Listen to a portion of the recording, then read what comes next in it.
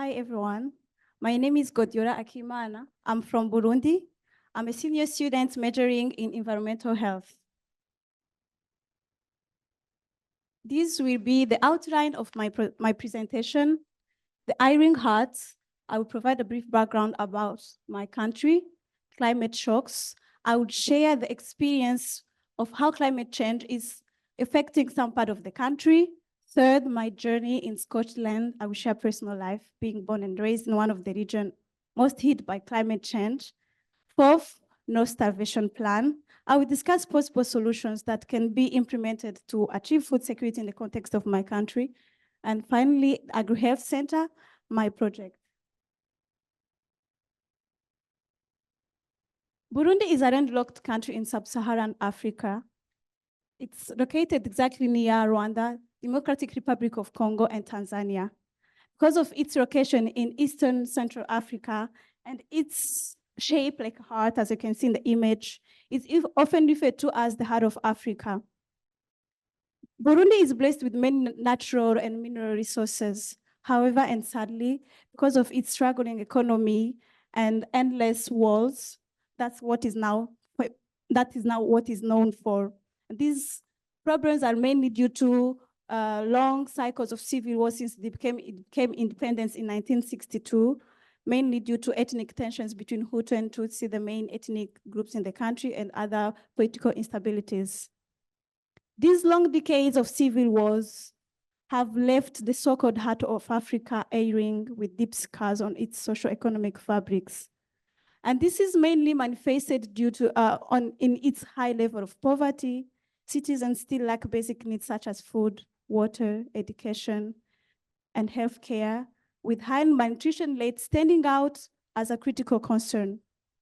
The country currently ranks top among the countries highly affected by hunger and food insecurity.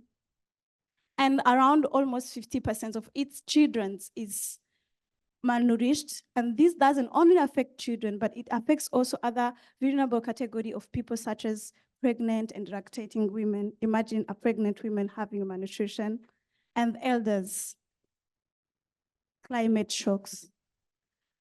The country's economy relies heavily on agriculture as it contributes to almost 30% of its GDP and employs around 90% of its labor force.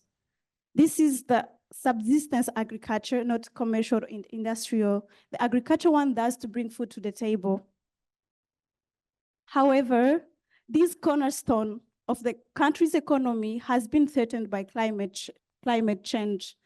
There are floods in the south that are destroying homes and livelihoods of the people. There are landslides in the mountains that are damaging almost everything. There are droughts in the north of the country. And this drought issue will be my presentation focus with the case study of Kirundo. Kirundo is one region located in the north of the country.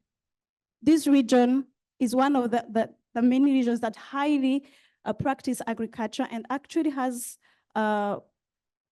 potential for crop protection because of its high fertile lands, water availability. It's home to 8 lakes, providing opportunity for irrigation, and has skilled farmers that has been practicing farmers for so long. However, the occurring drought since almost in the 90s has been threatening the region, leaving the crop production on a decrease of almost 500%, water deficit of around 40% on average. This not only affected just food insecurity, it made the once so-called basket of the country one of the region with the highest level for malnutrition in the whole country. And then this doesn't only end with nutrition, lack of food, it always has other implications. Now the region has alarming school dropouts, gender inequalities, endless violence over land conflicts, and then forced displacement. People are constantly fleeing the region, either as an urban migration or to neighboring countries in search of survivals. My journey being born and raised in that region. So I was born and raised in Kirundo, and my journey starts soon after I was born. In 2020, the region was struck by a long and severe drought that lasted for 7 years. In an area that almost everyone relies on agriculture, this was nothing short of a calamity. Children were suffering, around 20,000 of children were suffering from malnutrition, others starving to death. Food became so scarce, even water, lakes were drying. Although I was still a child, my mom's recollection of that time, that tough time, often echoes in my mind as we are discussing and reflecting on the issue. And she often tells me, you were so fragile, constantly falling ill. I feared you would succumb to malnutrition, but yeah, luckily I survived. In 2017, a similar crisis had hit the region. This time, I was in grade 12. I was old enough to see, feel, and understand the impact this crisis was having on the people. Although my family was fortunate enough to have access to dairy meals, I couldn't escape the haunting reality of people starving from hunger. I remember walking by in the street and seeing people fainting, even dying from hunger, and didn't have nothing to offer as help. In 2020, I started volunteering in one malnutrition treatment center. Of course, there were other humanitarian efforts that are trying to help, and other also malnutrition treatment centers that were struggling to assist to the growing number, desperately looking for help. So in 2020, I started assisting in one of the malnutrition treatment center. I was mainly working with the children that are already under treatment in terms of social life. I was also assisting those who are pregnant and even elders. Every summer, I still go back to the same treatment center, and I always hope to see that there is an improvement. But sadly, I always find that the number keeps increasing. I always find new children, I always find new mothers, I always find new elder people who are needs help. This really breaks my heart. When I traveled to Lebanon for university studies, I also volunteered with children, of course, with the children in the malnutrition treatment center in my heart, but I was mainly working in the education, on education in informal settlement in refugee camps, and then which happens to be in an area with same climatic conditions with my region. I couldn't stop reflecting on my region, and I was wondering, what are other people doing to achieve food security despite climate change? I started doing research to see if there is anything that can be implemented back home to counter this problem of malnutrition.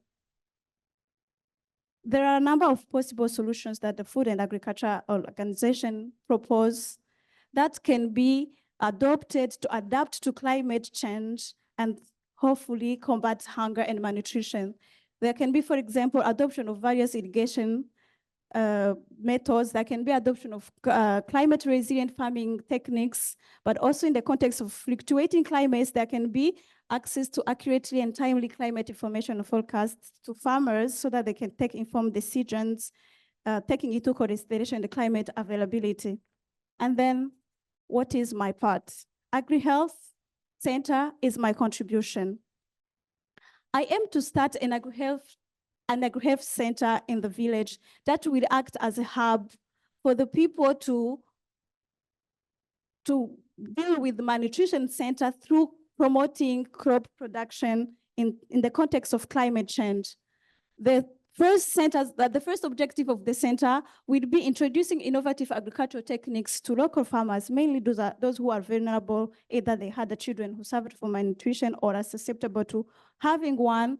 So this will be mainly through training. I will introduce so far vertical farming. This is one form called multi-story garden. It has this form of vertical farming, allowing low water consumption and conservation, pest and weed control, but most importantly, it maximizes crop production as it can be done in a small scale, like in a household for those who don't have land, or a wider scale. The second objective of the center is the resulting problem is malnutrition. And then the beneficiaries are most likely to be illiterate. I aim to introduce trainings, or the center can act as a space where the beneficiaries can learn how to leverage the agricultural produce they'll be getting from the gardens to make a balanced diet that has everything. And finally, the project is a big and long-term that I cannot take it far.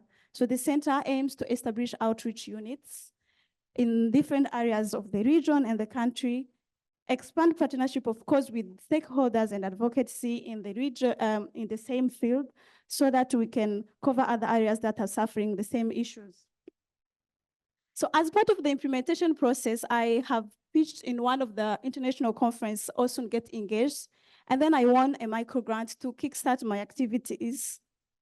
And then finally, I'm so excited to graduate this summer and go back home so that I can achieve my lifelong aspiration to address the malnutrition that continue to claim the life of children in my home village.